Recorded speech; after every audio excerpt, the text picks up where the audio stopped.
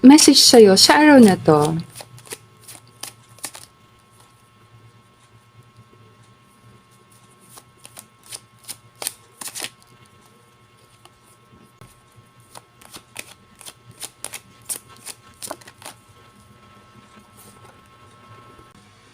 Ang Four of Cups, sign nito ng parang lungkot, stagnation, parang wala nagbabago sa buhay.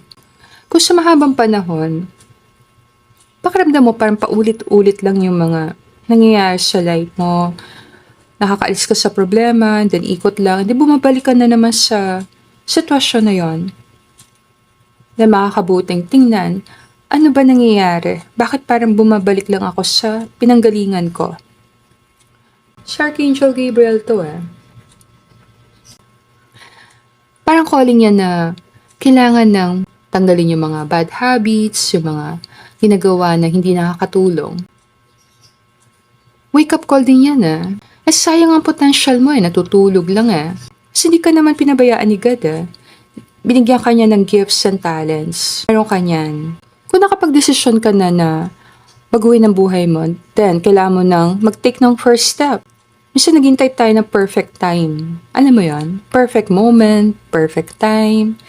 Teka lang, antay lang konti. Kailangan kompleto mo na yung gamit ko. Napagiti lang kita.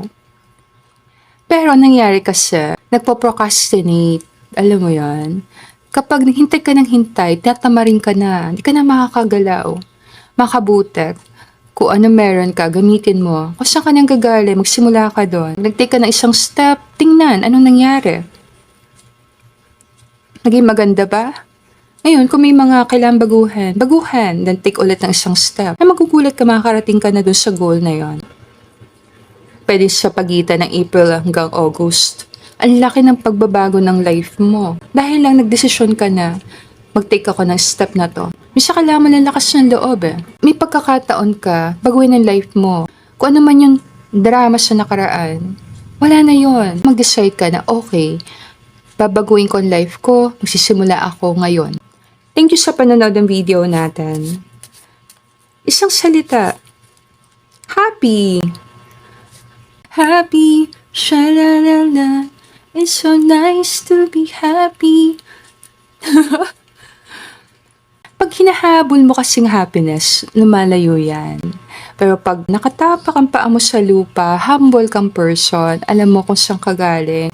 Pag humble ka, automatic magkakaroon ka ng gratitude. Pag grateful ka, pag nagpapasalamat ka sa lahat ng meron ka, automatic magiging happy ka.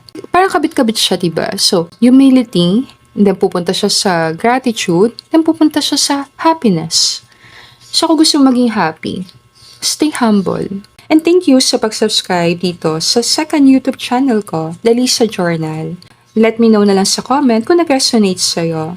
I'll see you again on our next reading. Namaste!